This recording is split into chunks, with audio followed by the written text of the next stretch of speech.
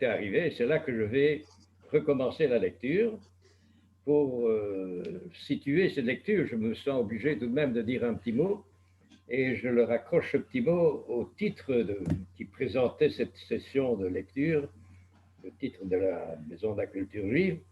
Le titre était Jouissance d'abord, ligature ensuite. Eh bien, nous allons commencer aujourd'hui par parler de jouissance avec la page 118.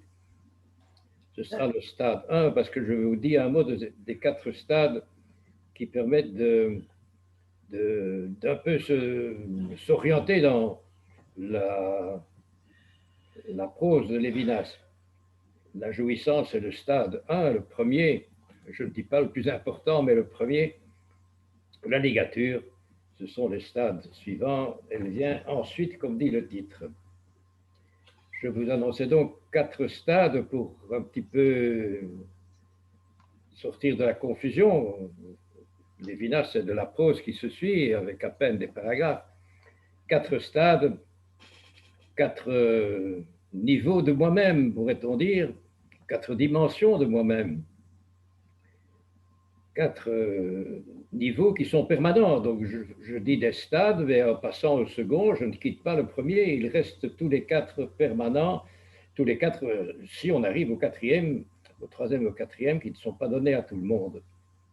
Le deuxième non plus d'ailleurs. Mais le premier, oui. La jouissance, disons la jouissance enfantine, la jouissance permanente, jouissance que Lévinas n'hésite pas à appeler égoïste et qu'il complimente. Pour lui, c'est une étape très constructive de notre personnalité, une étape de tous les âges, de tous les jours. Nous sommes heureux, nous jouissons de respirer l'air, de manger une bonne tartine, de boire un bon café, de voir le beau soleil belge, etc. Premier article, jouissance, nous en aurons pendant 2 heures, ne vous excitez pas.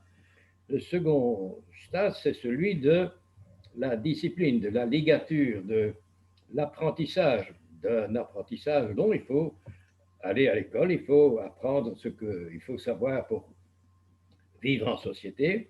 C'est long et c'est douloureux, ça conduit à la science et au plus douloureux de tous à la philosophie, cet écolage. Et en effet, je dois apprendre dès le bébé, dès le berceau, à distinguer les mots, c'est important, à conjuguer les verbes, à construire des phrases. Un linguiste de la Sorbonne disait dernièrement que ceux qui n'apprennent pas à construire leurs phrases et à conjuguer les verbes ne savent pas s'exprimer, ne savent pas dire ce qu'ils ont à dire, et alors ils ont recours à la violence, et il y en a parmi eux qui deviennent des tueurs. C'est le dilemme où tu apprends ce qu'il faut, où tu deviens violent. Ici, si la jouissance du bébé est conditionnée à 100% par maman, ici, au stade de l'apprentissage, au second stade, papa joue transition, relais, il prend un certain relais de maman, maman qui ne me quitte jamais, et papa donc m'aide à passer à la société, à ce que la société agit pour pouvoir m'y présenter sans être ridicule. Dans cet apprentissage s'ouvrent 2 pistes, je vous les signale parce qu'elles sont les deux colonnes vertébrales de Lévinas. Il y a la piste des définitions et la piste des symboles. Ce sont 2 pistes qui s'occupent de faire un relevé de l'expérience, de 2 pistes d'observation, faire un relevé de la situation pour nous y adapter, pour survivre, pour nous y débrouiller le mieux possible. La philosophie s'occupe de ça, n'est-ce pas, comment de réussir. Il y a 2 manières de nommer, d'approcher l'expérience. De Platon, nous avons hérité la méthode des définitions, où on découpe les choses entre elles, on en fait des objets séparés et on les découpe dans le temps, on les immobilise. C'est une méthode extrêmement utile pour intervenir.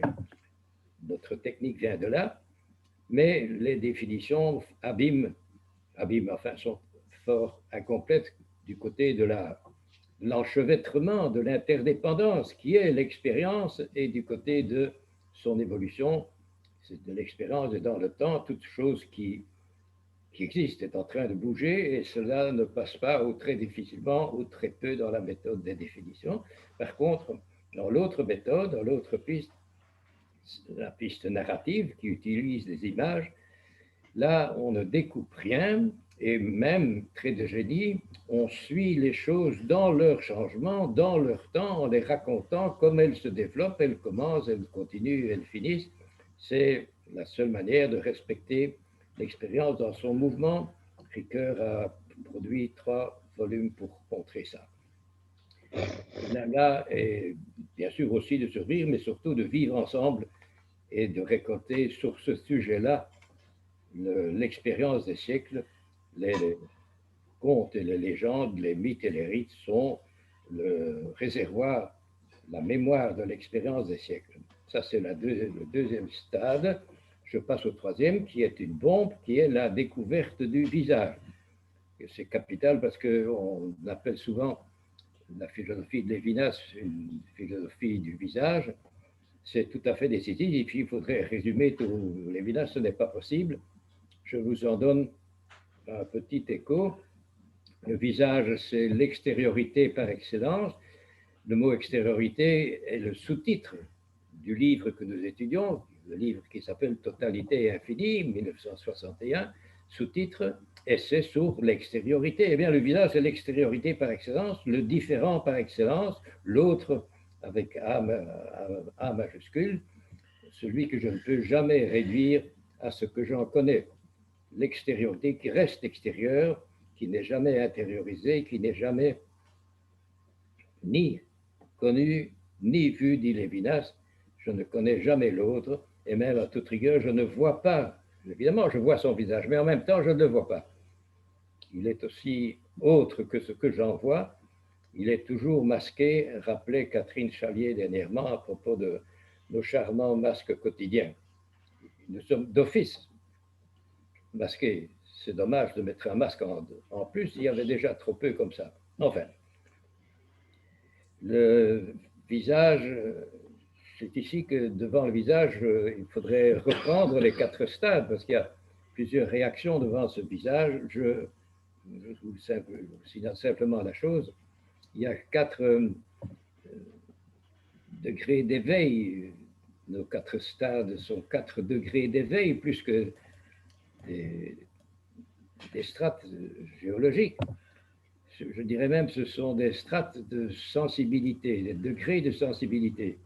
On dit souvent de la philosophie de Lévinas qu'elle est une philosophie du visage. Mon fils Édouard, qui connaît mieux Lévinas que moi, préfère dire une philosophie de la sensibilité, une éducation en 4 stades de notre sensibilité. Sensibilité plus ou moins humaine, d'après mon évolution personnelle, tout à fait respectable, surtout dans son rythme.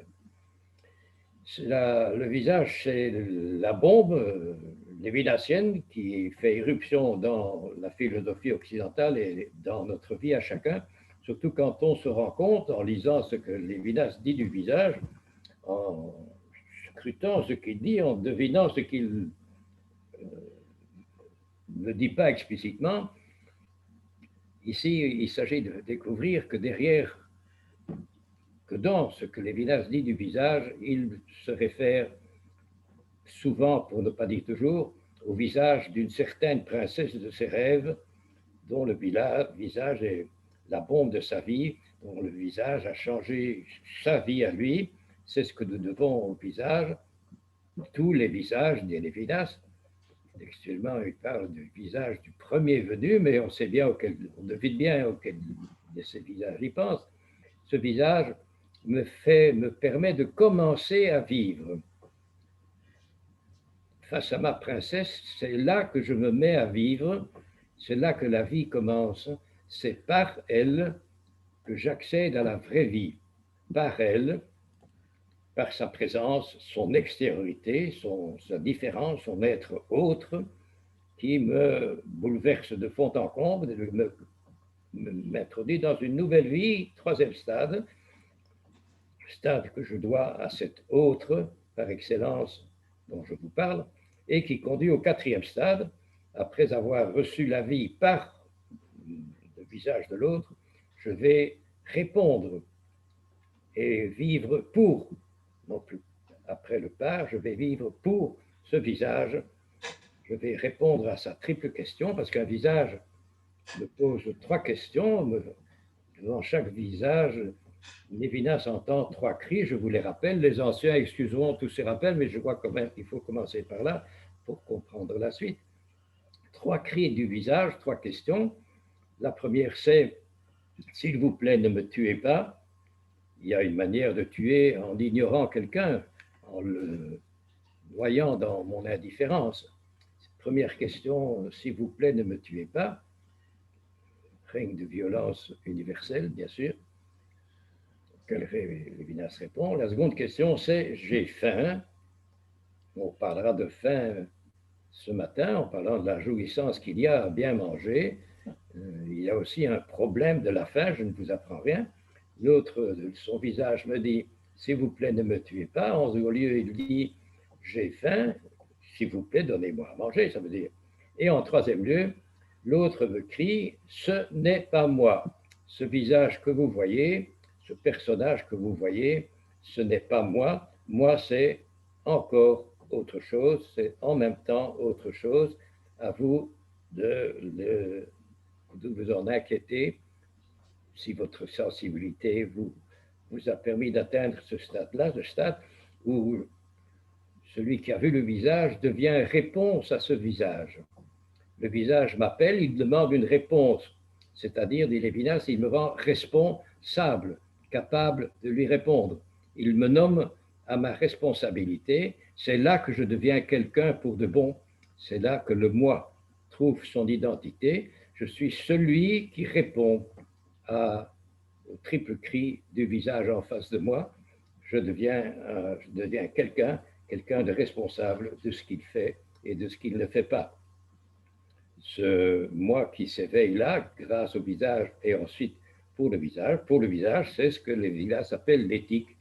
L'éthique, c'est tenir compte, agir en fonction de la présence de l'autre, et cette responsabilité de l'autre, cette capacité, ce devoir de lui répondre est illimité. Lévinas parle d'une responsabilité illimitée. Grâce à l'autre, je deviens un être exceptionnel, unique à ma place. À ma place, il n'y a que moi qui puis répondre à cette question, comme seul moi je peux le faire. Un moi exceptionnel, et dont nous avons vu, mais pour simple rappel, je vous signale que ce moi était, en plus d'exceptionnel, était insatiable et excessif, de qualité précieuse entre toutes.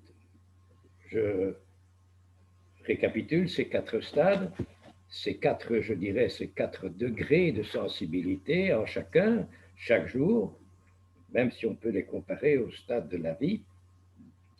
Je commence par être au stade 1, un gentil petit bébé, joufflu et dangereux. Pour assurer ses jouissances, ce jouisseur est capable de tuer.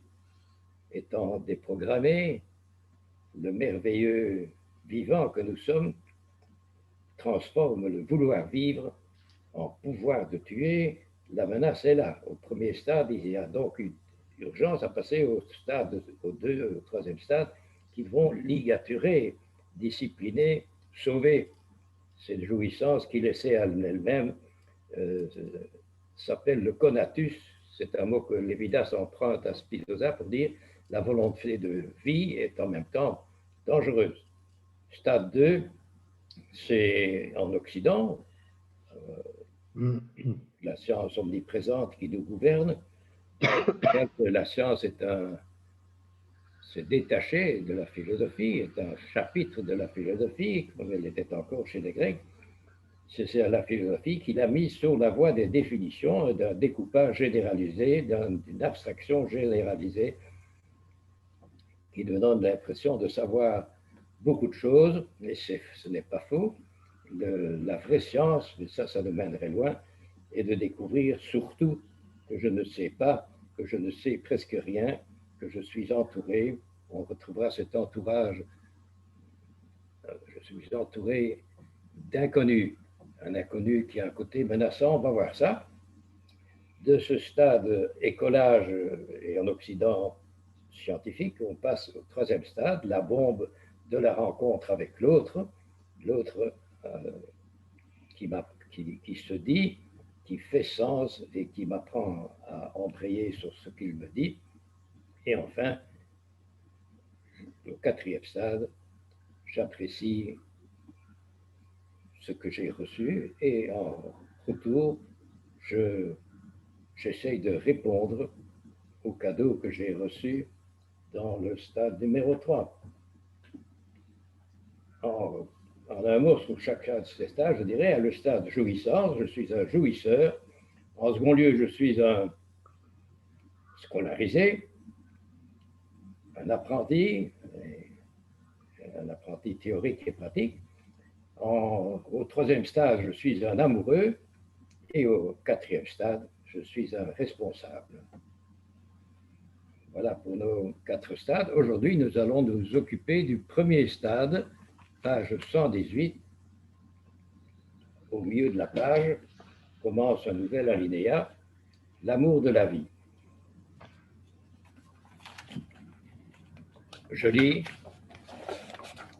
Oui, les 4 premières pages, j'ai oublié, veuillez m'en excuser, j'ai oublié de les numéroter, 5, 10, 15, comme nous en avons l'habitude, mais tranquillisez-vous, les pages suivantes sont numérotées.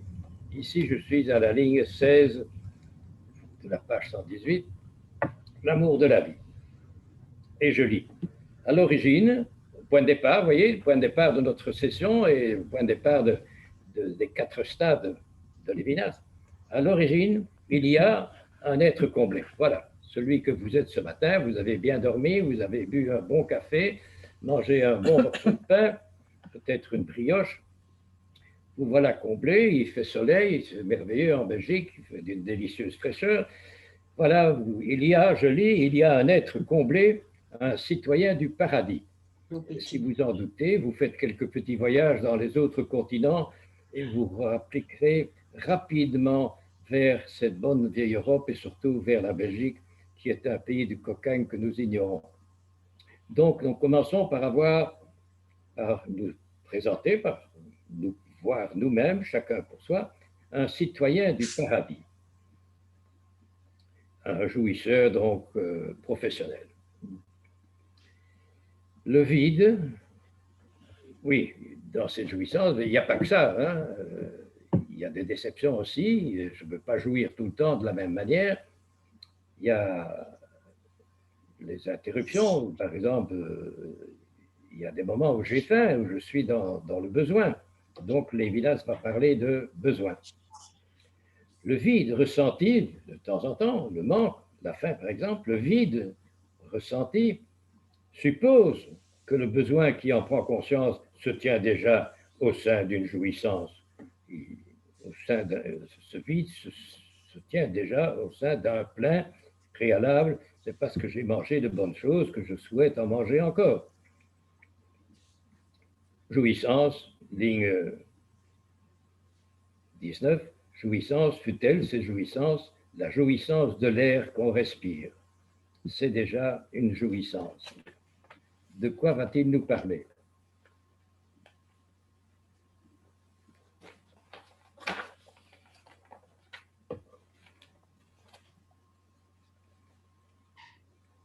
Il y a besoin, venons-nous de lire, il y a besoin parce que ce vide du besoin a déjà expérimenté le plein de la jouissance. C'est donc par comparaison que je suis dans le besoin. Je compare l'état d'avant.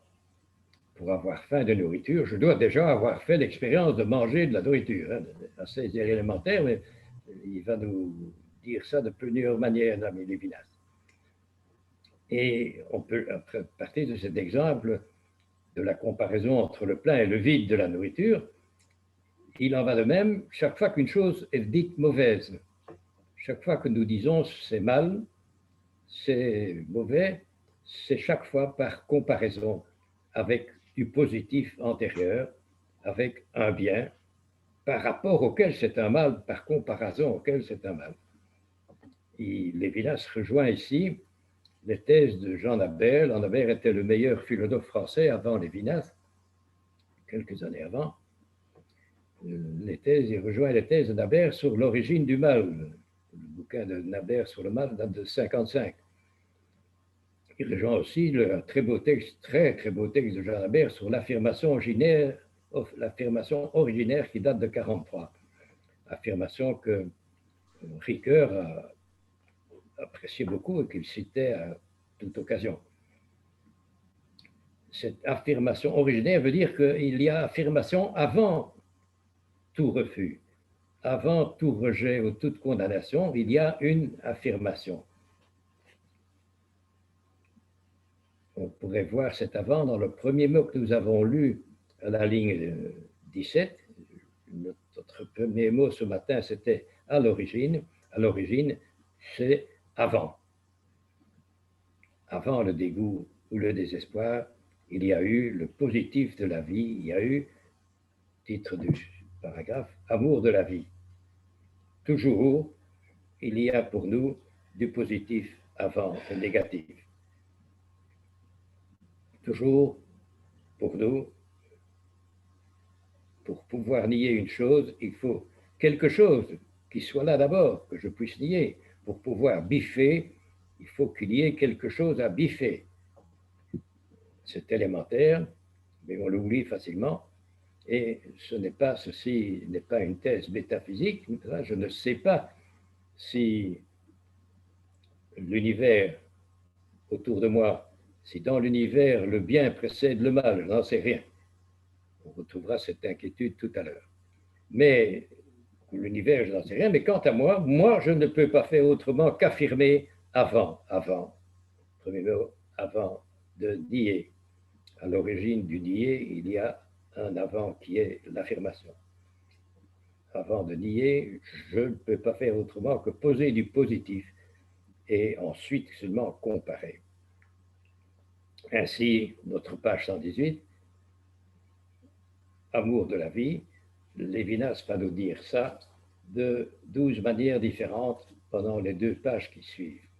Je lis donc la suite. Nous étions arrivés à la ligne 20. Il s'agit du vide, de la fin. La fin anticipe la joie de la satisfaction qui est mieux que l'ataraxie. L'ataraxie, c'est un nom mis en valeur par les philosophes stoïciens dans l'Antiquité. Ça veut dire une impassibilité. Vous avez là-dedans l'alpha primatif, l'alpha qui est l'alpha grec qui est la négation. Tarato veut dire disturber, excusez, veut dire déranger. Donc ne pas être dérangé, l'impassibilité stoïcienne risque, c'est ce que Lévinas, pour lequel Lévinas la refuse, risque de se transformer en insensibilité. Insensibilité, ce serait rater les 4 stades dont nous avons parlé, qui sont justement l'éducation de notre sensibilité vers la plus fine sensibilité humaine. Donc la fin anticipe la joie et c'est mieux, cette fin même, cette privation, c'est mieux que d'être insensible, d'être ataraxique, d'être impassible. La douleur, même la douleur, nous sommes à la ligne 20, la 21. La douleur, loin de mettre la vie sensible en question, se place dans ces horizons de la vie sensible. Sensible, vous entendez? Dans ces horizons et se réfère à la joie de vivre. C'est une douleur par comparaison à la joie de vivre. D'ores et déjà, la vie est aimée, fondamentale. Quel que soit mon désespoir ou mon malheur, j'aime la vie, il n'y a rien à faire. D'ores et déjà, la vie est aimée. Le moi peut certes se révolter contre les données de sa situation. Il a le cancer, il souffre atrocement. Non. Bien sûr, il y a du recul, c'est ce qu'il va dire, car le moi, il ne se perd pas chez soi tout en y vivant, le moi reste. Même quand ça va bien ou quand ça va très mal, il a un petit moi là toujours qui garde une distance par rapport à ce qui lui arrive. Le moi peut, je lis donc ligne 23, le moi peut certes se révolter contre la nullité de sa situation, car il ne se perd pas, il ne se confond pas chez soi tout en y vivant. Il reste distinct de ce dont il vit, distinct, séparé, il est quelqu'un à part. Dans ce décalage entre moi et ce qui me nourrit, ce qui me fait jouir, ce décalage entre moi et ce qui me nourrit n'autorise pas la négation de la nourriture comme telle. Si dans ce décalage, ce vide, peut se jouer une opposition, elle se maintient dans des limites. C'est une opposition limitée. Elle se maintient dans les limites de la situation même qu'elle refuse et dont elle se nourrit. Au moment même où je la mets en question, j'en profite. Bref, ligne 29, toute opposition à la vie se réfugie dans la vie et se réfère aux valeurs de la vie.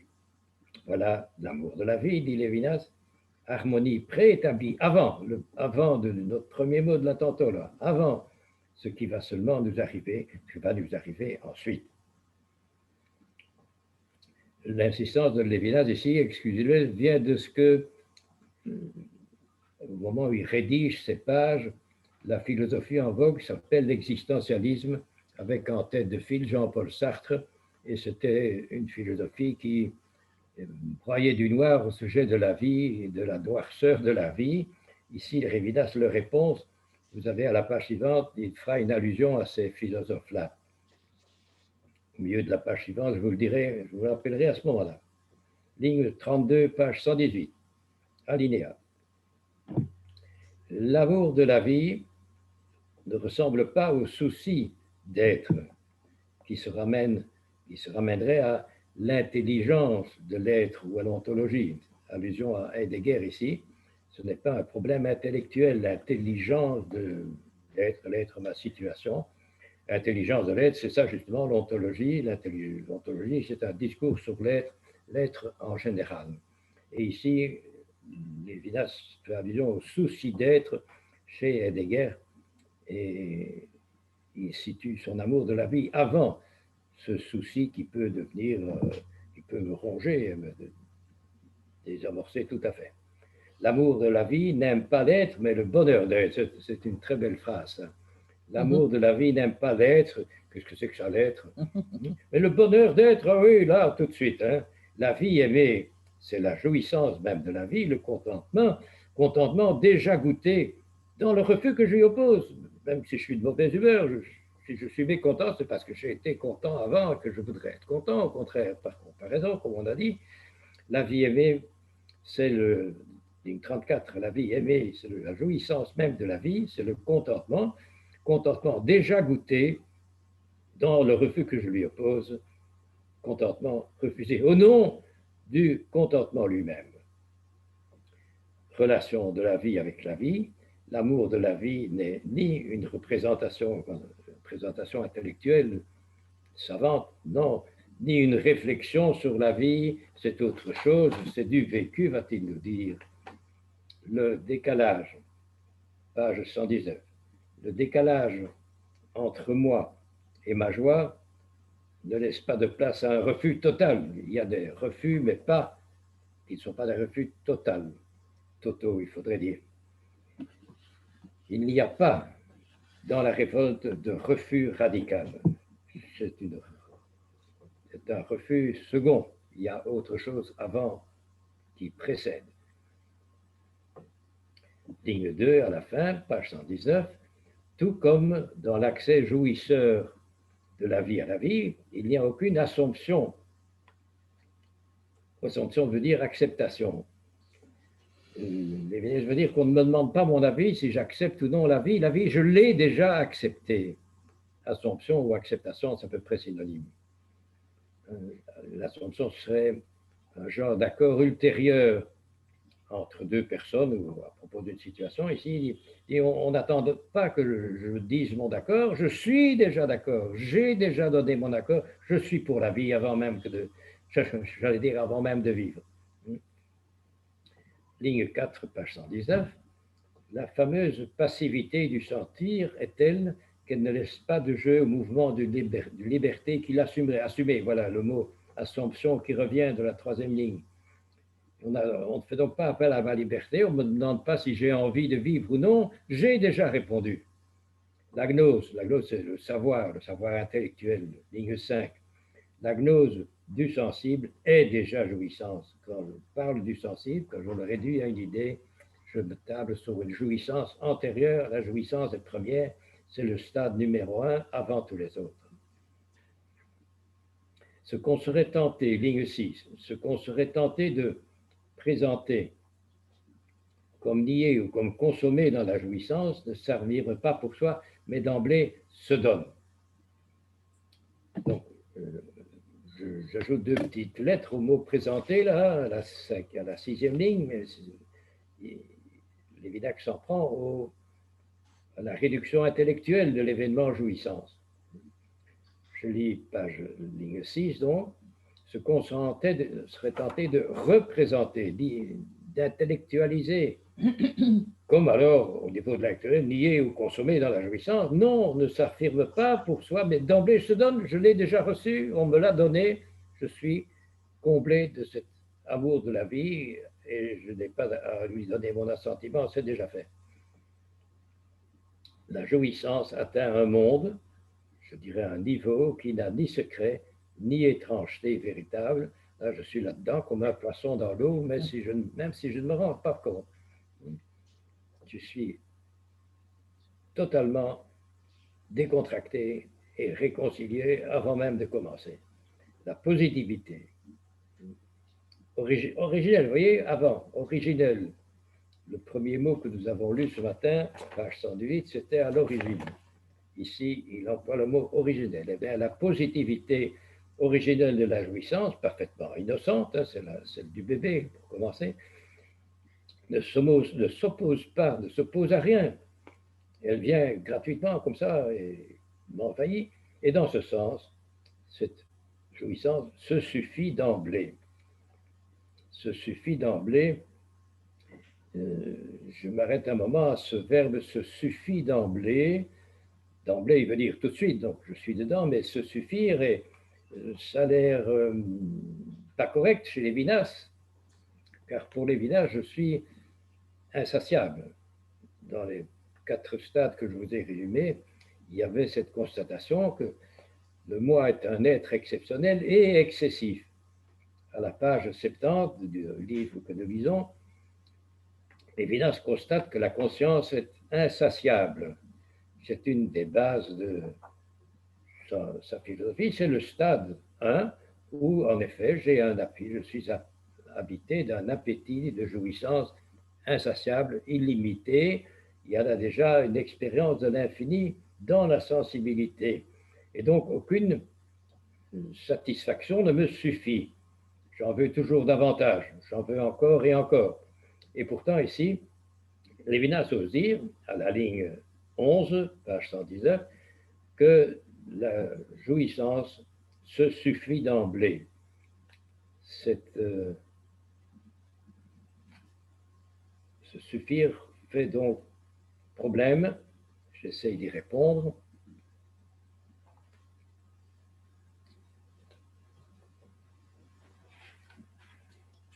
Je ne trouve pas le papier correspondant. Ah oui. Cette suffisance de la jouissance, vous la trouvez quand vous avez bien mangé et bien bu, par exemple. Je jouis pendant quelques instants de ce bonheur. Voilà, j'ai un moment de bonheur, un moment de suffisance. D'où le mot suffire ici. Or, je vous disais, pour Lévinas, le moi est insatiable. Vous l'avez, page 70, ligne 25, 74, pardon. Comment donc, voilà la question, un insatiable peut-il faire une expérience en laquelle il se suffit? Point d'interrogation. Eh bien, je réponds, il s'agit, dans cette jouissance, d'une satisfaction particulière et momentanée, comme ceci. Premier point, il peut y avoir jouissance et suffisance relative, parce que les choses se passent, en effet, la jouissance est une chose correcte, et les choses se passent correctement. C'est l'autre des nourritures qui fonctionne à ce moment-là. C'est une expression de Lévinas, hein, l'autre des nourritures, c'est page 38. Non, je n'ai pas la référence ici. L'autre, déjà, si vous vous rappelez, le stade 3, c'était la découverte du visage, la découverte de l'autre, mais j'ai affaire à l'autre à travers les 4 stades.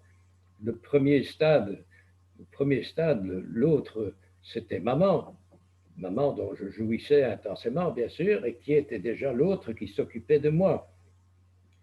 Le biberon que ma mère me donne, elle me le donne en me regardant.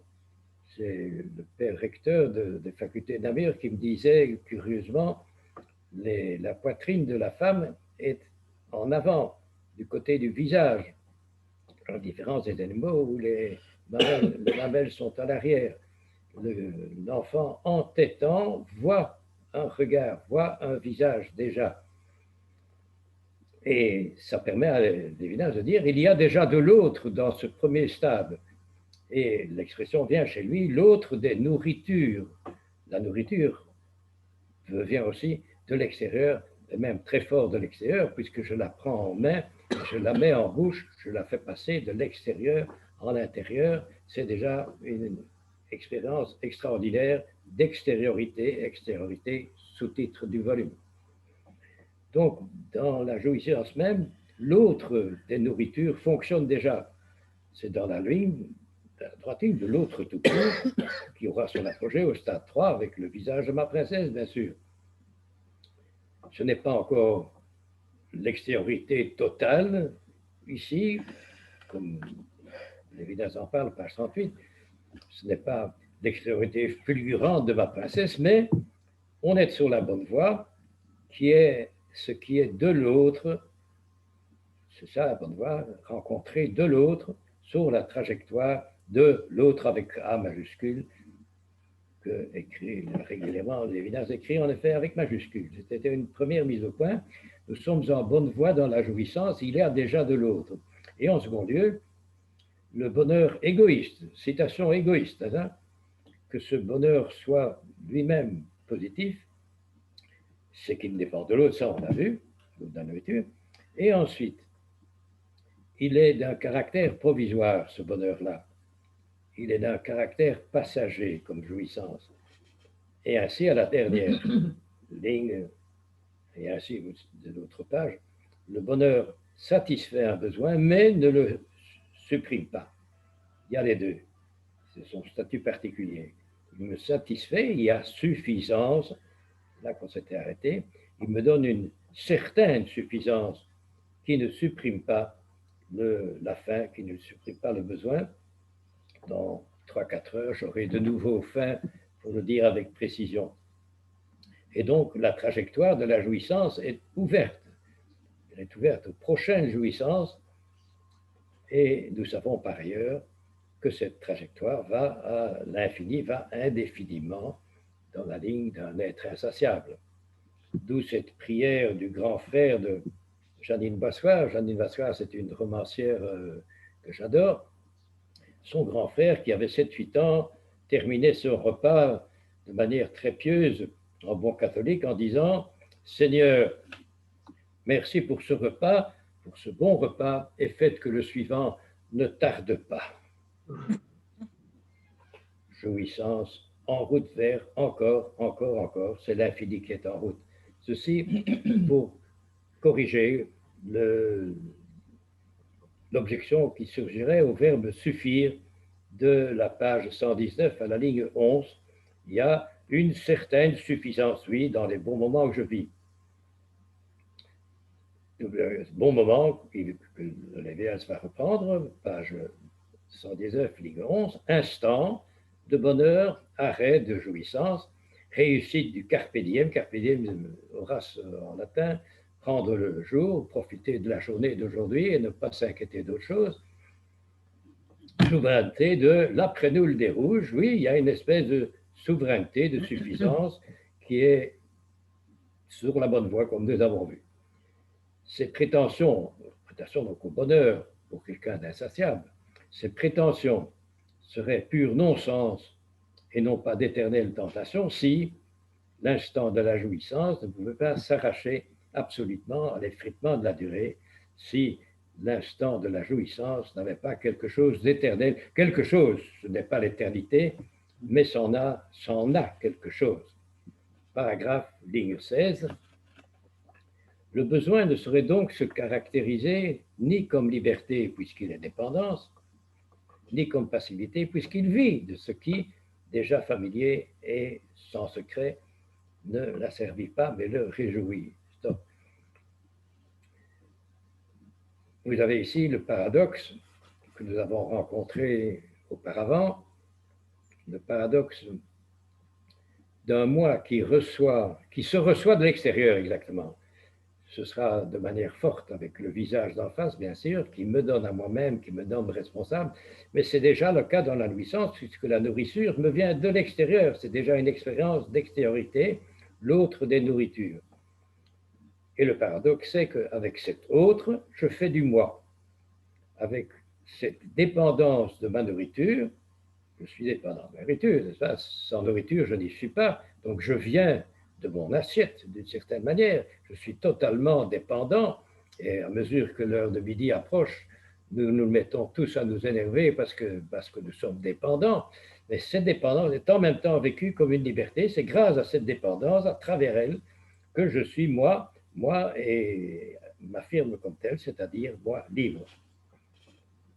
Ce paradoxe d'une intériorité qui se nourrit d'extériorité, Lévinas l'avait, quelques pages plus haut, rassemblé dans le verbe créer, qu'il emprunte à la méthode des narratives. Créer, c'était faire de la place pour l'autre. C'était dans le grand tout, faire de la place pour quelqu'un d'étranger à ce grand tout, ce qui est évidemment contradictoire. Eh bien, nous avons un échantillon de cette création tout à fait philosophique ici, dans la dépendance dont je suis de mes nourritures, dépendance dont je suis le fruit, le résultat, le bienheureux produit. Je relis la phrase, page 119, ligne 16, qui vous dit ce paradoxe à la manière compliquée de Lévinas. Je lis, ligne 16, le besoin ne serait donc se caractériser ni comme liberté, puisqu'il est indépendance, ni comme passivité, puisqu'il vit activement de ce qui, déjà familier et sans rien, ne l'asservit pas, mais le réjouit. Au lieu d'être asservi à ma nourriture, je me réjouis de ma nourriture. Paradoxe de l'opération création. Ligne 19, là, les philosophes de l'existence, les philosophes dits existentialistes de l'après-guerre, Sartre en tête, auquel Lévinas pense ici, pendant ces lignes, les philosophes de l'existence qui insistent sur la déréliction, l'abandon des rélictions, n'est-ce pas, avec accent aigu, ces philosophes s'abusent, ils exagèrent, ils se trompent, hein, ils s'abusent sur l'opposition surgissant entre le moi et sa joie. Il n'y a pas d'opposition, c'est la même chose. Hein, que cette opposition vienne de l'inquiétude qui s'insinue dans la jouissance, menacée par l'intervention du savoir, l'intervention de l'avenir, essentielle à la sensibilité ou qu'elle vienne de la peine inhérente au travail. Vous avez ici deux manières de caractériser l'inquiétude qui nous habite et que nous retrouverons. Ligue 21, il parle d'inquiétude. Dans la jouissance, il y a une inquiétude parce que la jouissance va s'arrêter et reviendra-t-elle demain? Il y a une inquiétude là qu'on ne formule pas nécessairement, mais qui est là et qui nous dérange. Et c'est cette inquiétude que les philosophes de l'existence, les concurrents de Lévinas, ont mis en avant, et Lévinas les remet à leur place. Ce n'est qu'une petite inquiétude que nous retrouvons dans les pages suivantes, qui ne nous lâche pas, mais qui n'est qu'une petite inquiétude. Ce n'est pas la grande panique devant le grand inconnu qui nous entoure que nous retrouvons aussi. Donc il y a une petite opposition entre moi et ma joie, parce que ma joie n'est pas complète. Elle pourrait me manquer demain. Inquiétude du lendemain, inquiétude de l'avenir. Et cette inquiétude de la lire est essentielle à la sensibilité, peut-être parce que justement, la sensibilité du jouisseur n'est qu'au stade 1, il est appelé à se développer en sensibilité de plus en plus humaine jusqu'au stade numéro 4. Donc il est essentiel, vous voyez, essentiel à la sensibilité d'être menacé, d'être provisoire, de n'être qu'un début, d'être appelé à autre chose. Inquiétude, donc opposition entre moi et sa joie qui vient de cette petite inquiétude qui nous ronge, ou qui vient, ligne 23 alors, de la peine inhérente au travail. Pour avoir à manger, pour pouvoir me payer mon repas de demain, je dois travailler et gagner ma vie. C'est une inquiétude, oui. C'est une douleur, il y a la peine, le travail est pénible, mais ce n'est pas une catastrophe, la catastrophe générale qu'en ont fait les philosophes de l'existence qui s'abusent sur ce point-là. Ligne 23, à la fin, en aucune façon, l'être, le monde, qui se refuse, ne s'y refuse dans sa totalité. Donc, la dérédiction de la ligne 19, le sentiment d'être abandonné dans un monde implacable, ce n'est que peu de choses comparé à la totalité qui nous est donnée et qui elle est positive, totalité à la ligne 24. Dans son opposition à l'aide, l'opposition, le mot figurait déjà à la ligne 21, c'était le premier mot de la ligne 21, opposition entre moi et sa joie, disait la ligne 20 alors, juste avant. Cette opposition revient ici, ligne 24 à la fin, dans son opposition à l'être au monde. Le moi demande refuge à l'être même. Il cherche le même monde, mais qui serait modifié et plus adapté à ses besoins. Donc, même argument, avant l'inquiétude, avant l'effort, le caractère pénible du travail, il y a un accord de base avec la totalité de ce qui m'entoure. Ligne 24. Donc, il y a un problème? Il y a un problème? Non, c'est le téléphone. Non. Dans son donc, ligne 24, dans son opposition au monde, à l'être, le moi demande refuge à l'être lui-même. Une des applications de cela, c'est le cas du suicide dont il nous parle à partir de la ligne 25, la fin de la ligne 25. Le suicide est tragique, dit-il. Tu fais 19. Car la mort n'apporte pas de solution à tous les problèmes que la science a fait surgir. Elle est impuissante à humilier, je corrige le 2 en A, elle est impuissante, la mort est impuissante à humilier les valeurs de la terre. Constatation. Je me permets donc d'apporter une petite correction au texte de Lévinas, à la fin de la ligne 27, il dit impuissante d'humilier, je crois qu'il est plus français de dire impuissante à humilier les valeurs de la terre, les valeurs du monde, les valeurs de l'être qui m'entoure.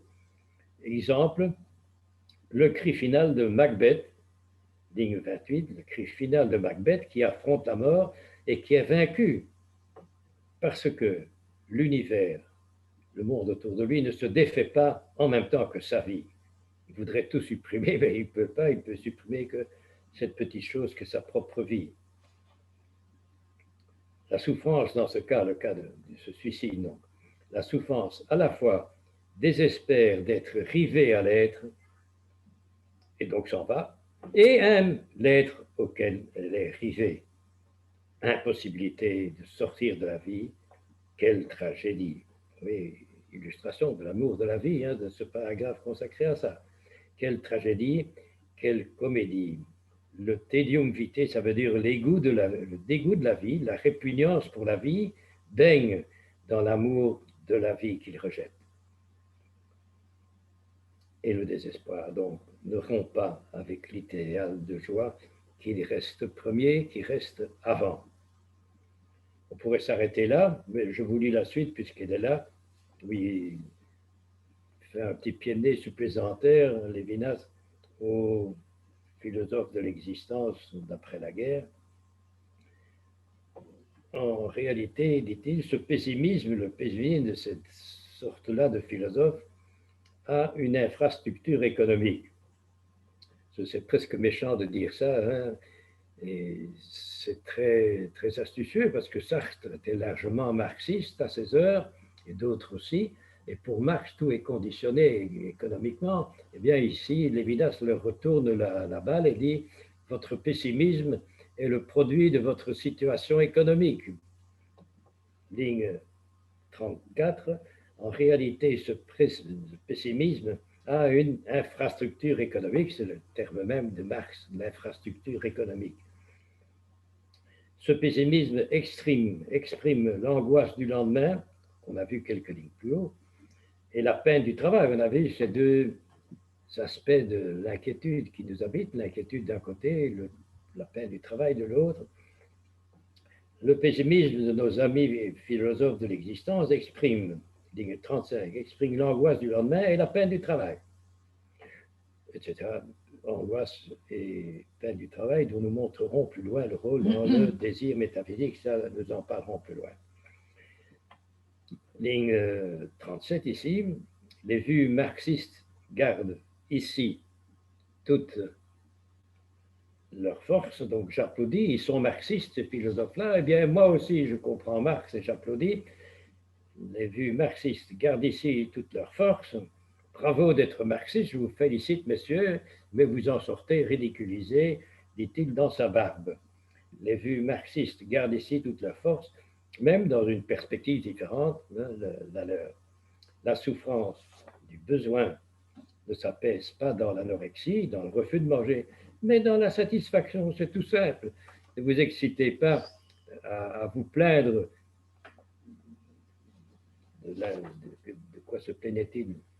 De la dérédiction de la ligne 19, du décalage qu'il y avait entre moi et sa joie. Eh bien, entre votre moi et sa joie, il y a un décalage. Ne vous excitez pas, mangez un morceau et vous n'aurez plus faim, vous serez dans la joie. C'est aussi simple que ça.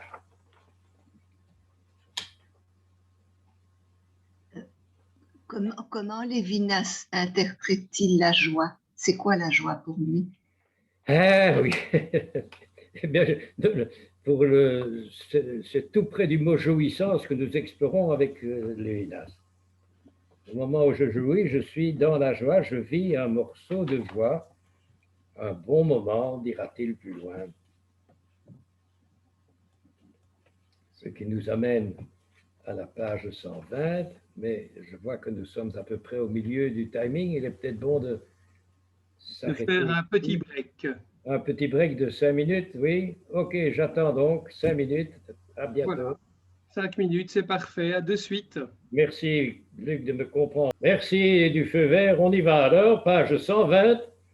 En haut de la page 120, nous avons lu au bas de la page 119 un petit bijou de critique, de critique philosophique, n'est-ce pas, la manière dont Lévinas entre dans le jeu de ses adversaires et dans leur propre jeu leur montre le ridicule. C'est un petit bijou.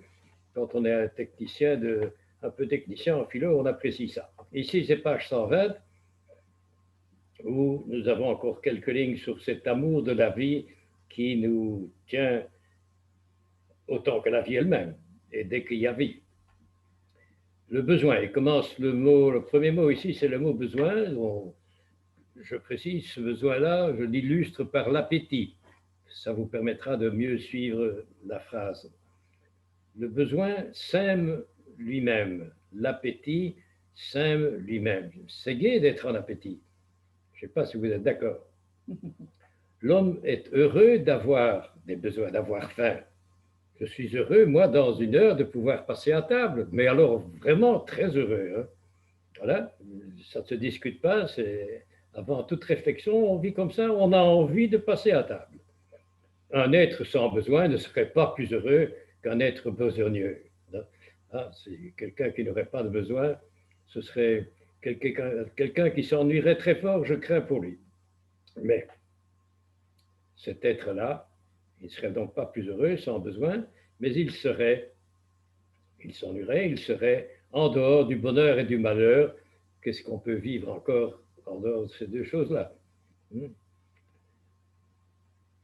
Que l'indigence, la pauvreté, puisse marquer le plaisir de la satisfaction, oui, qu'au lieu de tenir la plénitude pure et simple, nous accédions à la jouissance à travers le besoin et le travail, voilà une conjoncture qui tient à la structure même de la séparation. Séparation, c'est l'ipséité du moi, c'est l'identité du moi dont parlent les pages précédentes. Eh bien, l'identité du moi, sa séparation de tout le reste, son fait d'être moi, implique qu'il passe à la jouissance, qu'il accède à la jouissance, ligne 16, à travers le besoin et le travail, à travers le besoin et l'appétit qui m'oblige à attendre, et le travail qui me fait souffrir pour y arriver. Cela tient à la structure même de notre séparation. Le moi vit comme ça n'est pas tragique du tout, c'est sa manière. Ligne 7 alors, de la ligne 7 à 10, vous pourriez mettre ça en parenthèse, mais c'est une parenthèse qui va se répéter aux pages suivantes et dont nous aurons fort besoin, donc je la lis avec attention, donc de la ligne 7 au milieu jusqu'à la ligne 10 au milieu, c'est une parenthèse mais qui annonce autre chose, je lis, ligne 7, la séparation, donc l'ipséité du moi, son identité, la séparation qui s'accomplit, qui se vit dans l'égoïsme, voilà le mot, hein, qui ne lui fait pas peur, ne serait qu'un mot, ne serait qu'un peu de bruit. Si l'être séparé, si le moi, l'être séparé est suffisant, voilà la suffisance qui revient, si l'ego n'entendait pas le sourd bruissement du néant où refluent et se perdent les éléments. 3 petits points de suspension. Il annonce ici non pas une terrible question, mais une grave question quand même. Il y a autour de nous un inconnu qui fait peur à travers tout. Il appelle cet inconnu ici le sourd bruissement du néant. Le néant où refluent et se perdent les éléments. Les éléments, ça veut dire les matériaux constitutifs de tout ce qui existe, les éléments, ce qui est donné, ce qui est élémentaire. Quand je m'interroge sur les éléments dont je dispose, sur les éléments qui me composent et qui composent ma situation, quand j'explore les éléments de notre univers, de nos galaxies, j'arrive à un moment donné à une frontière qui n'est pas une frontière. J'arrive à un moment où la connaissance, le savoir s'arrête et où je suis devant la noirceur totale d'un inconnu parfaitement inconnu. Je suis devant, je lis, ligne 9, le sourd bruissement du néant, du je ne sais pas quoi qui entoure ce que je peux explorer et observer. Nous retrouverons ce bruissement du néant à peu près à la même hauteur à la page suivante et puis encore plus loin. Donc à retenir, à garder en mémoire pour les amusements prochains. Ligne 11, alinéa. Le travail peut souvent, pas nécessairement, il ne résout pas tous les problèmes, mais il apporte beaucoup de solutions quand même. Le travail peut surmonter l'indigence qu'apporte à l'être humain, non pas le besoin, mais l'incertitude de l'avenir. Cette incertitude ne disparaîtra pas grâce au travail, mais le travail y répond largement. C'est un palliatif appréciable qui a son importance.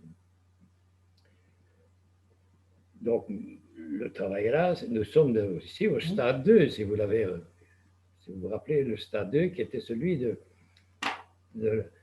de l'écolage, de la discipline, de l'apprentissage et du travail aussi.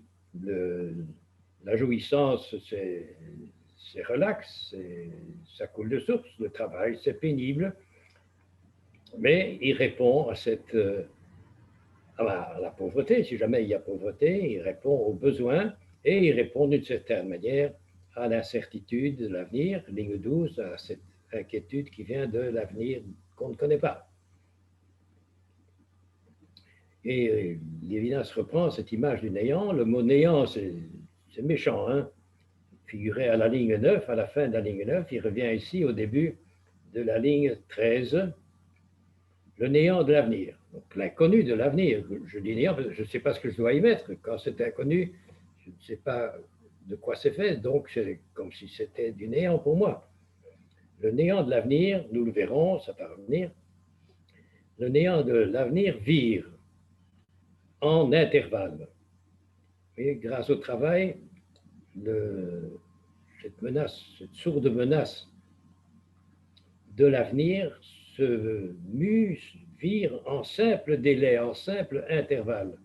Ce n'est plus l'énormité de tout l'avenir qui me menace et qui me pèse dessus, c'est un intervalle relatif, c'est demain, c'est cette semaine-ci, c'est le mois prochain, par lequel je peux intervenir et domestiquer la menace de l'avenir.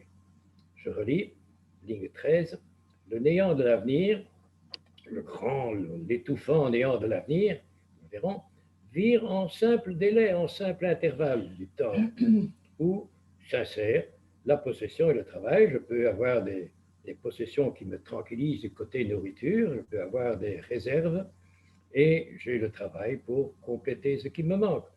Donc la grande menace de l'avenir en général prend ici les proportions relatives que je peux maîtriser grâce à la possession et grâce au travail.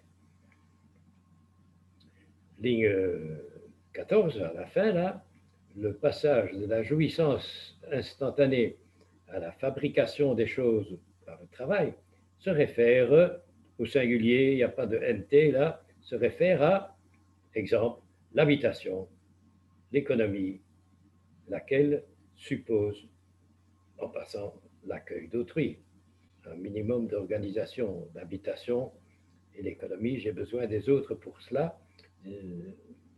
Autrui réapparaît ici, comme il réapparaît tout au long de nos 4 stades, il est omniprésent, mais pas toujours mentionné ici. Lévinas le mentionne, pour construire ma maison, pour fabriquer des choses, j'ai besoin des autres et d'un minimum d'organisation, du travail entre nous et des spécialités que chacun peut apporter pour qu'il y ait une habitation. Il faut des tuyauteries, il faut de l'électricité, ce sont des corps de métier différents. C'est donc déjà une manière de vivre avec autrui, l'accueil d'autrui qui est présent donc dans cette élémentaire réponse à l'inquiéteur de l'avenir, réponse élémentaire qui est le travail et la possession. Ligne 15, le pessimisme de la déréliction. Il fait allusion à la page 119 où il parlait de cette même déréliction. C'était à la ligne 19, déréliction, qui veut dire à peu près abandon. Donc le pessimisme, toujours allusion aux philosophes de l'existence après la guerre, le pessimisme de la déréliction n'est pas irrémédiable. Nous avons des moyens d'intervenir pour y répondre. L'homme tient entre ses mains, voilà, ses mains, le remède de ces mots. Et le remède même préexiste aux mots. Nous avons des mains avant d'avoir faim. Ces remèdes qui préexistent aux mots est une citation textuelle du Talmud. Dieu crée les remèdes avant de créer les mots. Le Talmud qui est une des sources d'inspiration de Lévinas. Je parlais là tantôt des 2 méthodes. Le Talmud relève de la méthode narrative et pas de la méthode des définitions. Et Lévinas en parle rarement, mais s'en nourrissait copieusement et en permanence. Ligne 20.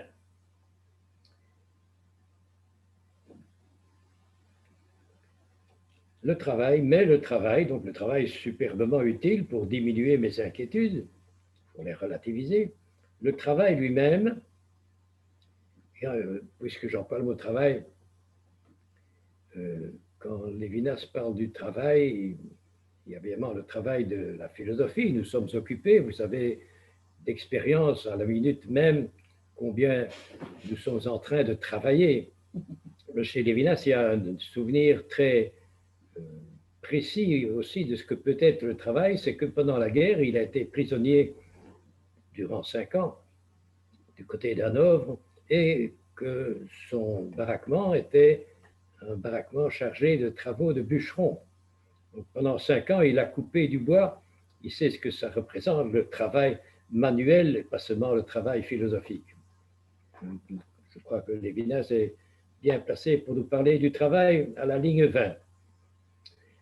Mais le travail, dit-il, qui nous aide tellement, qui nous est si utile, le travail lui-même, grâce auquel je vis librement, mon indépendance, grâce auquel je vis librement, c'est-à-dire je vis m'assurant contre l'incertitude de la vie et son inquiétude, le travail n'apporte pas à la vie sa dernière signification, sa dernière dimension.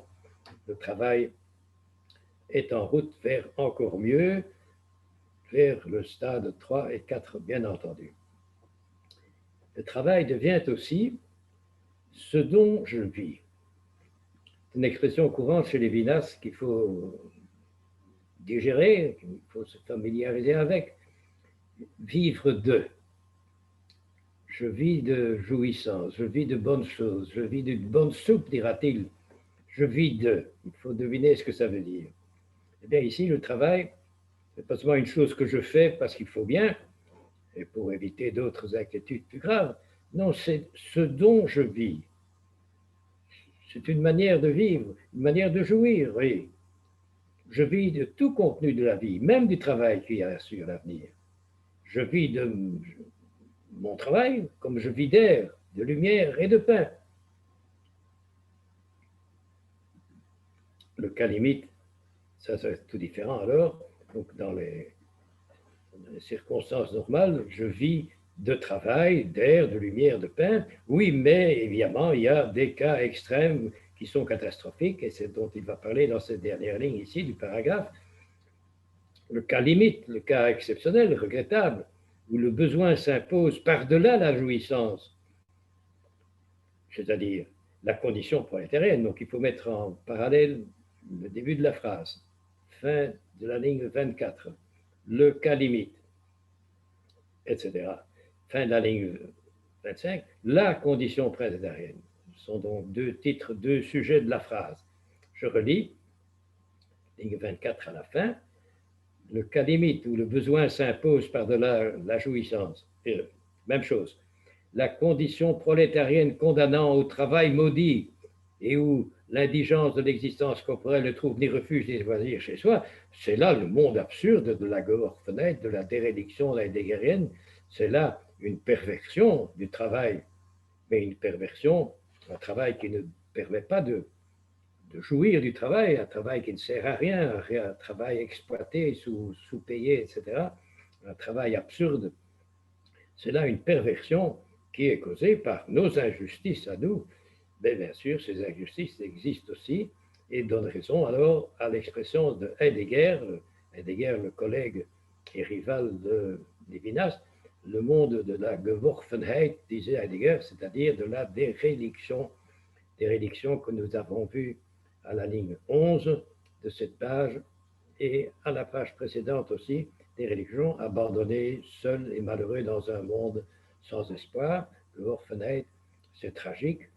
Oui, il y a des cas, les hommes parviennent à tellement mal s'organiser entre eux qu'ils imposent cette dérédiction aux prolétaires. Il a parlé des prolétaires, aux damnés de la terre, comme disait le 19e siècle.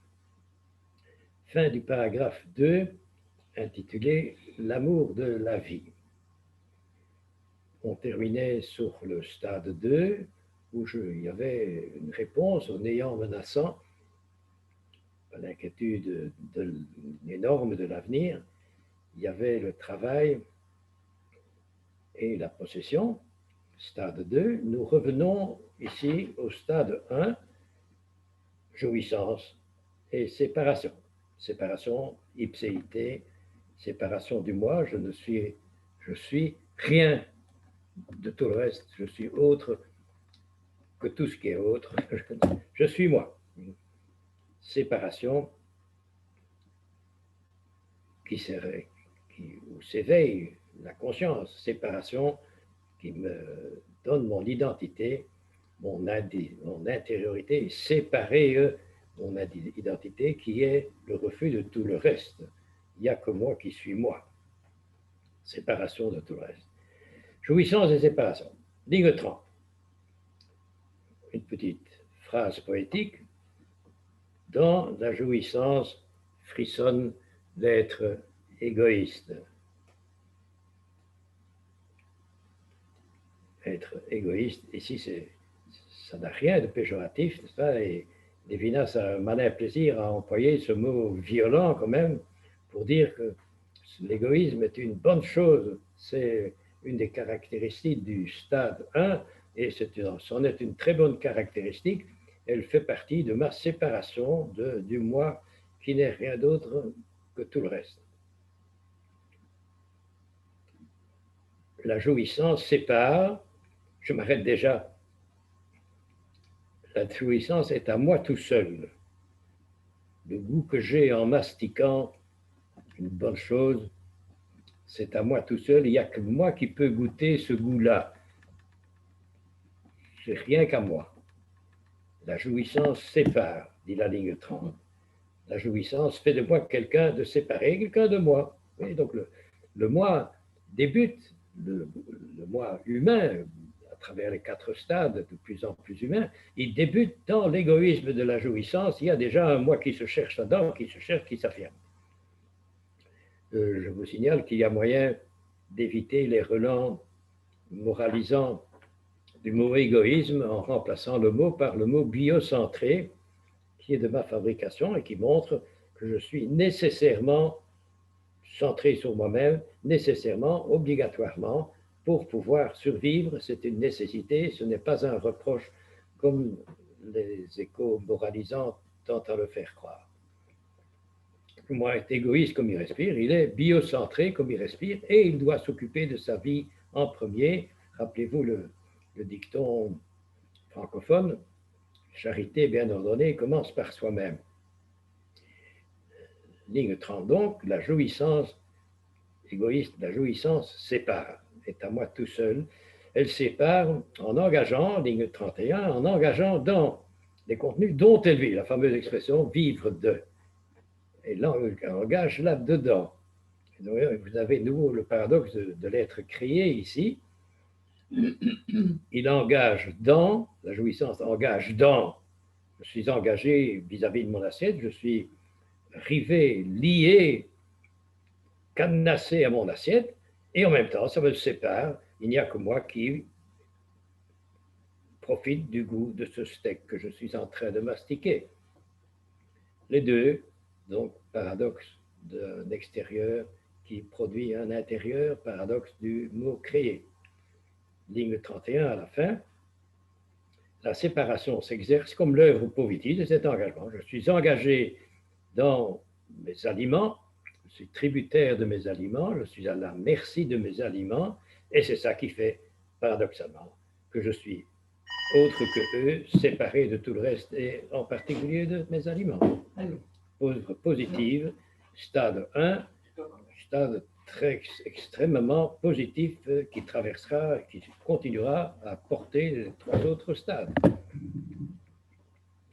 Elle, la ligne 32 à la fin, elle, c'est la séparation, l'identité.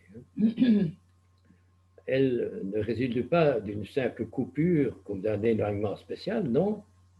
Être séparé, c'est être chez soi. Mais être chez soi, c'est être dans des murs dont je n'ai rien à faire. Des murs qui appartiennent au monde, oui, mais c'est chez moi.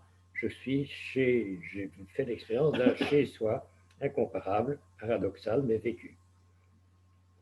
Être chez soi, 3 petits points, dit Lévinas, c'est vivre de, la fameuse expression vivre de, jouir de l'élémentaire, de ce qui est élémentaire, des choses les plus courantes et les plus simples et les plus habituelles.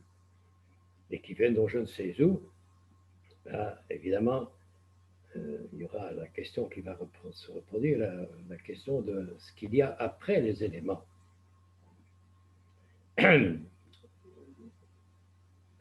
Et au milieu de la page, la ligne 35, tout d'un coup, reviennent à la tête de Lévinas le problème de la constitution des objets. Donc, il va nous parler maintenant. Évidemment, nous demandons ce que ça vient faire ici, mais ça, c'est le défaut du philosophe qui a appris chez son maître Husserl que les objets que nous contactons, que nous mangeons, que nous manipulons, etc., sont le résultat d'une constitution, une constitution faite de 2 actions qui s'additionnent. D'un côté, l'apport de la chose elle-même, de l'autre côté, l'apport du moi qui est en face de ces choses. Et le résultat est que on n'a jamais accès à une chose, sinon déjà modifiée par mon intervention, par ma participation à cette constitution qui est le fait de 2 actions qui s'additionnent. La constitution d'objets dont on vit, dit-il, à la ligne 36, objets dont on jouit, par exemple, en les mastiquant. Et Lévinas, ici, dans cette phrase-ci et celle qui suit, nous décrit la grosse différence qu'il y a entre les objets de mon environnement habituel et les objets que je mange, qui ne sont pas des objets comme les autres, qui ne sont pas même des objets du tout. C'est autre chose, c'est beaucoup mieux que des objets. Les objets habituels, eux, sont des choses que je vois autour de moi, que je nomme, que je thématise, disait-il il n'y a pas longtemps. Et ce sont des choses qu'ensuite je définis et classe, que je classe en concept dans la méthode scientifique. Ce travail intellectuel par lequel j'élabore la chose donnée dans la confusion et dans le chaos environnant, ce travail intellectuel par lequel j'élabore la chose en objet défini et classé, cela s'appelle, depuis Husserl, le travail de constitution de l'objet. Ici, ligne 35. Seulement, un steak, je ne me contente pas de le ranger dans la vitrine des objets classés. Ce steak, j'y plante mes dents. Et cela me fait un tout autre effet qu'une définition intellectuelle. Et Lévinas parle donc ici d'un échec de la constitution d'objets dont on vit, qu'on mastique. Un steak, cela ne se manipule pas comme une idée. Un steak, cela se respecte et cela s'admire et cela se savoure. Ce bon moment, c'est à lui, à ce steak que je le dois. Et pour une fois, je me sens fort et heureux, je connais un moment de bonheur, merci à lui. Voilà l'arrière-fond de cette expression ici qu'il va développer, ligne 35, l'échec de la constitution d'objets dont on vit. Il faudrait ajouter derrière le mot constitution, constitution intégrale. L'échec de la constitution intégrale d'objets dont on vit, il va nous dire, je peux en faire des idées, des définitions, des formules, mais il reste qu'il y a eu ce moment unique de jouissance, de la mastication. Je relis alors 35 et suivante. L'échec de la constitution intégrale d'objets dont on vit ne réside pas dans l'irrationalité ou l'obscurité des objets, mais dans leur fonction de nourriture. Ce n'est pas parce qu'ils sont obscurs ou difficiles à observer, non. Ils ont une fonction vis-à-vis de moi. Ils me nourrissent, ils me procurent jouissance. L'aliment, avant-dernière ligne. L'aliment n'est pas représentable, non, je peux le transformer en idée, en objet, comme toutes les autres représentations. Et il sous-tend sa propre représentation, oui, bien sûr, mais, grand mais, c'est un grand mais solennel, mais ce mais fait écho à la ligne précédente où le troisième mot était aussi un mais. C'est le mais qui entre le travail intellectuel et ce qui déborde ce travail intellectuel. Le premier mais, l'avant-dernière ligne, parlait de la fonction de nourriture qui n'est pas intellectuelle du tout. Ici, le second mais, le dernier mot de la page 120, annonce la suite. Je lis page 121. En lui,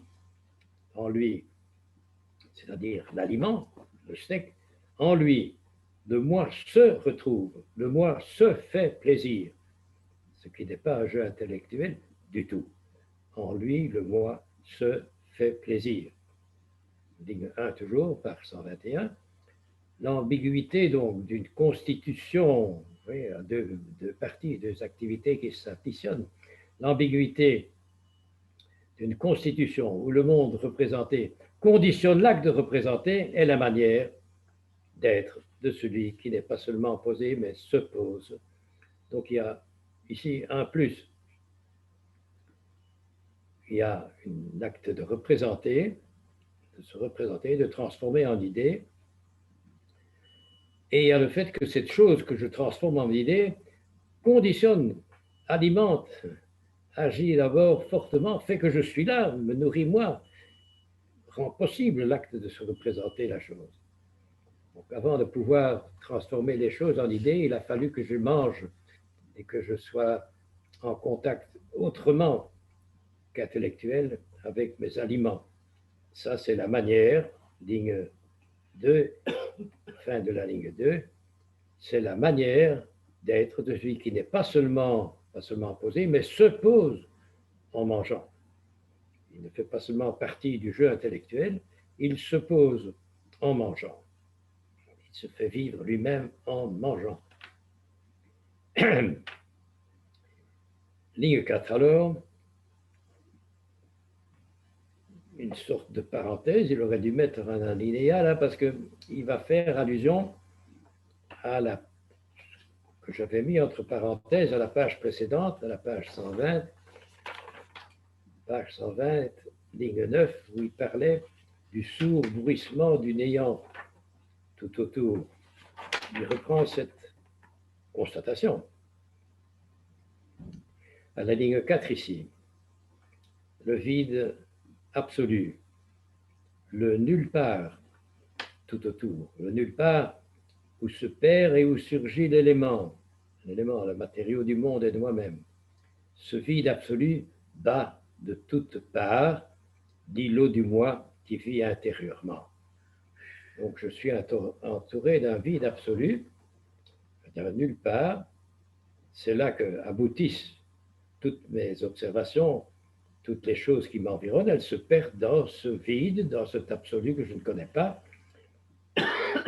Ce vide, ce nulle part, bat, dit-il, bat, comme les vagues battent le rocher, bat, ce vide, bat l'îlot du moi, mon identité, mon petit moi incomparable et séparé, bat donc, d'une certaine manière, attaque, fait violence à l'îlot du moi, mais le moi qui vit intérieurement, il y a là derrière, on pourrait mettre en première lecture un cri de victoire. Le monde entier peut être vide, peut être néant, peut être nulle part, etc. Il reste moi, il reste l'îlot du moi qui vit intérieurement, qui a gagné, qui s'affirme contre tout ça. Victoire. Cri de victoire, oui, mais pas seulement. Le moi qui vit intérieurement résiste à l'attaque des flots tout autour. Mais ces flots tout autour restent menaçants. Ce vide absolu de la ligne 4, ce nulle part, continue et pourrait m'obséder. Je reprends cette idée du néant de la page précédente. Le mot néant, je voulais faire remarquer, figurait deux fois, ligne 9 et ligne 13, la page 120. Ici, ce néant est appelé le vide absolu, ligne 4. appelez-le nulle part. J'essaie de préciser ce qu'il veut dire par ce néant paradoxal. Il s'agit donc de ce qui aurait au-delà de notre petit univers. Il s'agit de ce qu'il y aurait tout autour et partout, au-delà des galaxies. Qu'est-ce qu'il y a? Quoi, là, autour, partout? Réponse, de l'inconnu. Il n'y a que de l'inconnu, du noir, et qui fait peur, et que les finances appellent ici néant, c'est-à-dire le néant, le fond insondable tout autour, le fond inconnu, et donc menaçant tout autour. Là, dit-il, il précise, là où se perdent les éléments, les choses consistantes, les choses, les personnes, les événements, les galaxies, là où ça se perd, où il n'y a plus rien, là où les matériaux qui composent notre petit environnement se perdent, il n'y a plus rien. Quel est ce néant qui se cache derrière les tentures de notre scène de théâtre à nous? Point d'interrogation.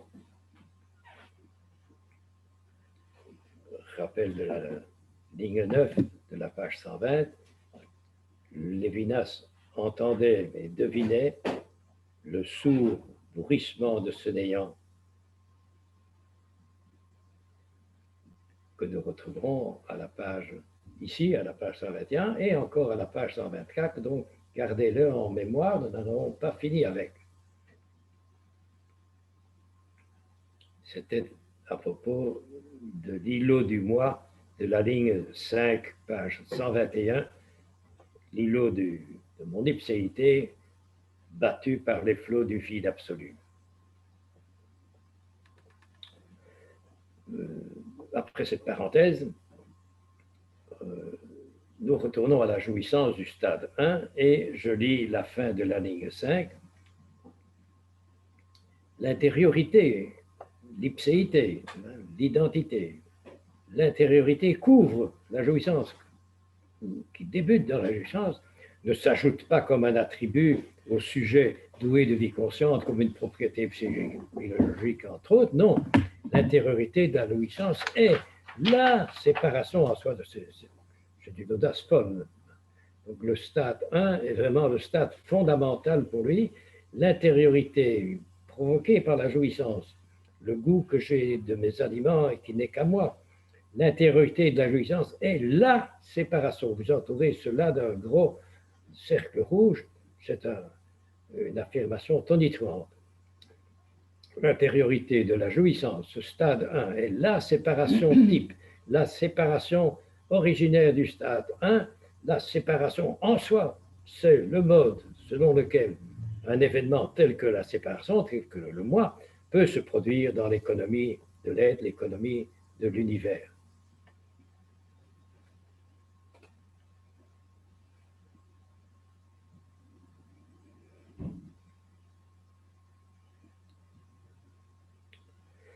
Les 10 lignes que nous venons de lire parlaient d'une ambiguïté à la première ligne déjà. Une ambiguïté qui s'ajoute à celle que Lévinas décrivait, ambiguïté supplémentaire qui s'ajoute aux choses nourrissantes dont je jouis en les mangeant, mais qui ne sont pas que des idées que je définis.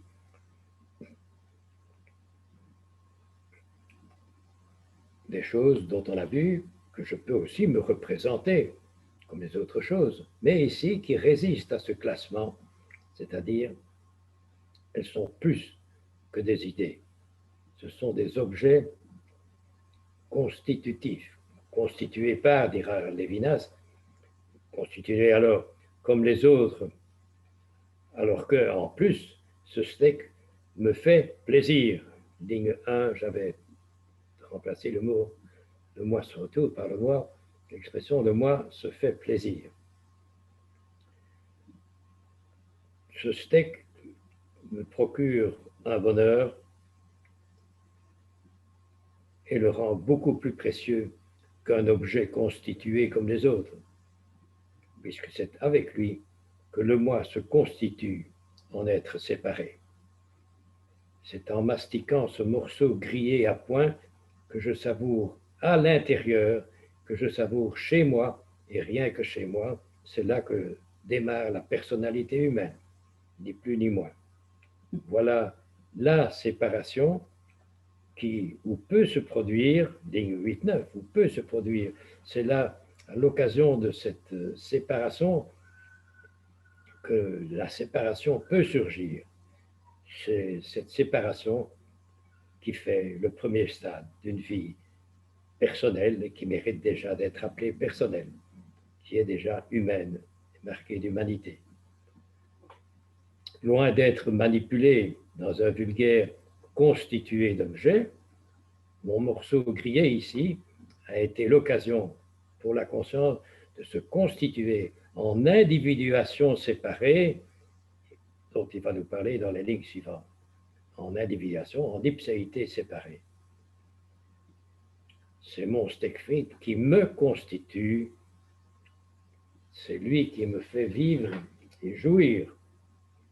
Mais le mot constitué a été renversé en cours de route. À partir de la ligne 11, le bonheur, la jouissance d'un bon morceau, la joie, pour répondre à la question de Madame tout à l'heure, le bonheur est un principe d'individuation. Donc, un principe, c'est à l'origine, il est à l'origine de l'individuation. Il reprend ce qu'il avait dit 4 lignes plus haut, n'est-ce pas, que la jouissance était la séparation en soi, la personnalité qui apparaît la première fois. Le bonheur est un principe d'individuation. Mais l'individuation en soi ne se conçoit que, ne se vit que de l'intérieur, par l'intériorité, bien sûr. Dans le bonheur de la jouissance, se joue, je dirais, se crée l'individuation. Troisième fois qu'il dit la même chose, n'est-ce pas, que la jouissance est fondatrice de la personnalité. Dans le bonheur de la jouissance, ligne 14, ligne 13, dans le bonheur de la jouissance se crée, se joue l'individuation, l'auto-personnification, la substantialisation, l'indépendance du soi, qui oublie, enfin, l'indépendance tellement précieuse, tellement nouvelle qu'on y oublie les profondeurs infinies du passé et de l'instinct qui les résume. On avait un nouveau cas ici de création. Je suis évidemment composé de profondeurs infinies de mon passé, de l'instinct et de tous mes ancêtres qui me précèdent. Je viens de là, c'est tout cela qui me constitue. Non, ce qui me constitue, c'est le bonheur de la jouissance.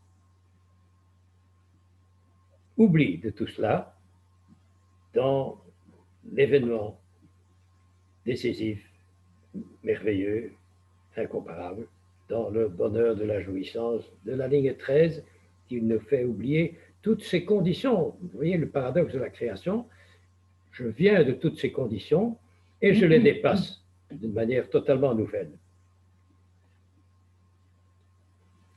La jouissance, ligne 16 alors, la jouissance est la production, l'apparition, la nouveauté, la production même d'un être qui naît, qui surgit, qui est neuf chaque fois, qui rompt l'éternité tranquille de son existence séminale ou utérine,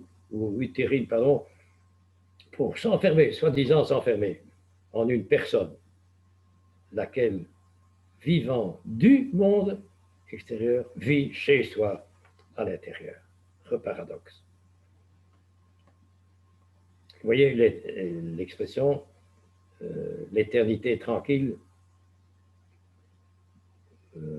on va retrouver cette inquiétude sourde à travers ces moments d'éternité, de jouissance, qui ont quelque chose d'éternel, et cette caractéristique n'empêche pas une sourde inquiétude devant le vide et le nulle part qui l'entoure. Ça va revenir, gardez ça en mémoire, nous y reviendrons. Le paradoxe de la création est résumé ici en 5 mots. Ligne 13. Vivant du monde, il vit chez soi.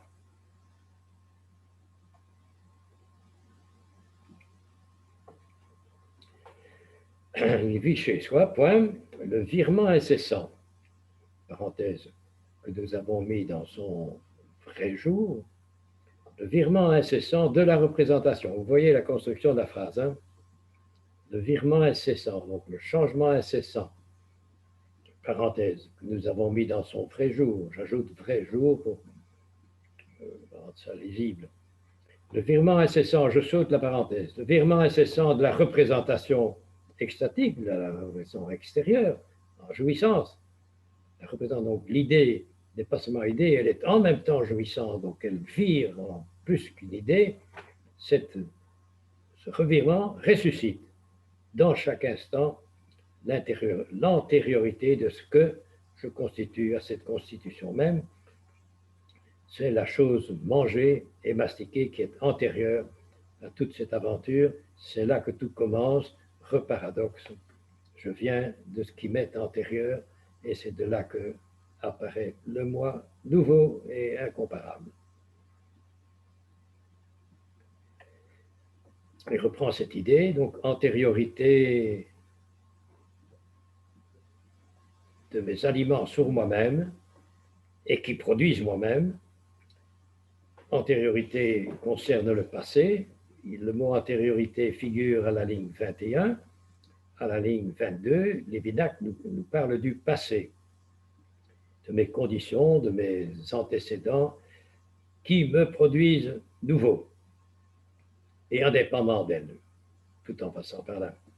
Il va nous dire ça dans une longue phrase qui est construite avec au milieu une longue parenthèse de 3 lignes. Nous allons déchiffrer ça. Ligne 22. C'est le passé. Donc, au-dessus du mot passé, vous avez le mot antériorité. On parle de la même chose. Antériorité, donc, qui produit du nouveau. Paradoxal. L'effet dépasse la cause. C'est inhabituel. C'est même merveilleux. Donc, ligne 22, c'est le passé vivant et vécu. Parenthèse. Parenthèse de 4 lignes jusqu'au deuxième mot de la ligne 25. C'est le ligne 22, je fais le joindre de la ligne 22, je saute de la ligne 22 à la ligne 25. C'est le passé vivant et vécu. Stop. Ligne 25. C'est un passé fondant ce qui s'en sépare et qui s'en libère. Alors là, c'est tout simple. Mais cette longue parenthèse vient compliquer les choses. Je lis cette parenthèse. Il s'agit du passé, de l'antériorité. Le passé, 22 à la fin.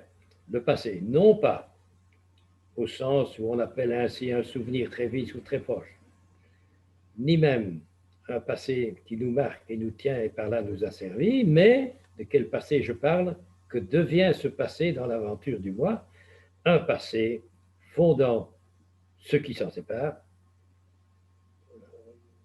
un passé qui produit le moi, un moi qui s'en sépare et s'en libère.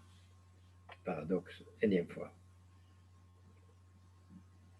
Libération, qui s'en libère, Lévinas bondit sur le mot libération, sur le mot s'en libère, et il emploie le mot libération, et il se rappelle, il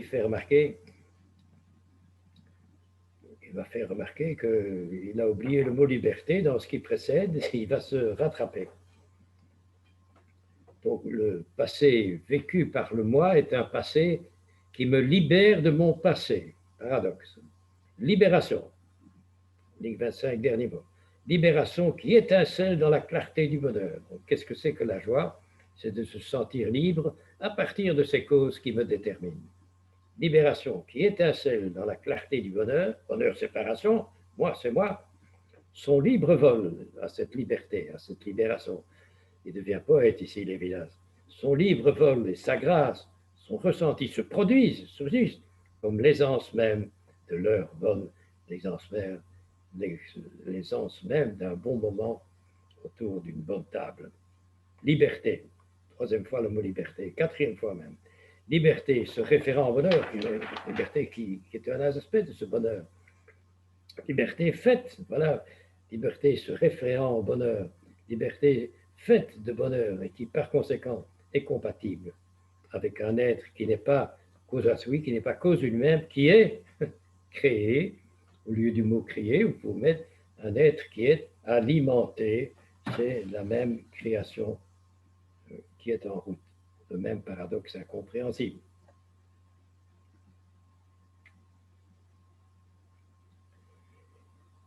Liberté grâce à mes dépendances, nouveauté grâce au passé qui produit cette nouveauté. Paragraphe alors, à la ligne 31, nous avons cherché, Lévinas fait le point lui-même, ça tombe bien, nous sommes à la fin de la 2e heure, nous n'en avons plus pour longtemps, tranquillisez-vous, nous pourrons passer bientôt à table. Nous, Lévinas, nous avons cherché à élaborer la notion de jouissance où se lève et frissonne le moi. Le moi avait déjà frissonné. Vous voyez ce que c'est que la joie? C'est le frisson de la jouissance. C'était une expression qui figurait à la même hauteur à la page précédente, la page 120, 120 ligne 30. Il parlait de la jouissance qui frissonne dans l'être égoïste, dans le corps égoïste. Ici, nous avons le même frisson qui revient. Quelques lignes plus haut, il avait passé du livre vol et de la grâce. Il devient poète à 16 heures, notre ami. Je relis ligne 36. Nous avons cherché à élaborer la notion de jouissance où se lève et frissonne le moi. Nous n'avons oublié, nous n'avons pas déterminé, caractérisé le moi par la liberté. Or, ça m'a échappé, j'ai oublié de parler de liberté, je viens de le faire 4 fois, je me rattrape. Et alors, les grandes ordres. La liberté, qu'est-ce que c'est que la liberté? C'est un monde, évidemment, ça nous mènerait très loin. Je vous propose d'entendre par le mot liberté ce que Naber en disait, Naber, le spécialiste de l'affaire, qui a fait sa grande thèse en 1924 sur l'expérience de la liberté. Il appelait la liberté la causalité du moi. Causalité du moi, être cause soi-même, intervenir vraiment à partir de moi, ce qui n'est pas en contradiction avec les causes dont je suis le résultat. Ces causes, nous l'avons vu 5-6 fois, sont le paradoxe même qui me constitue. Je viens de ce qui n'est pas moi, ma liberté vient de ce qui me conditionne. Prenons donc, entendons ce mot liberté comme causalité du moi. La liberté, à la ligne 33, la liberté comme possibilité de commencement, causativement, et qui se réfère au bonheur, qui est le contenu du bonheur, qui se réfère au bonheur, qui se réfère au bonheur, à la merveille de l'heure bonne, à la merveille du bon moment, tranchant sur la continuité des heures insipides ou même désastreuses.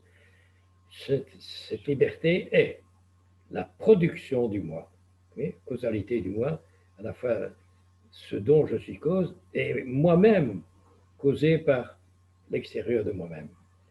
Cette liberté, c'est la production du moi, c'est le surgissement du moi. Et non pas une expérience, entre autres, qui arrive au moi, ce n'est pas accessoire, c'est là, fondamentalement, que le moi apparaît. Il se réfère à la ligne 8 de la même page. L'intériorité de la jouissance, disait la ligne 8, est la séparation de soi. C'est là que le moi apparaît. Eh bien, ici, la liberté de la ligne 33 est à la ligne 35. La liberté, c'est la production même du moi. Et non pas une expérience, entre autres, qui arrive au moi qui serait déjà là. C'est la production originelle.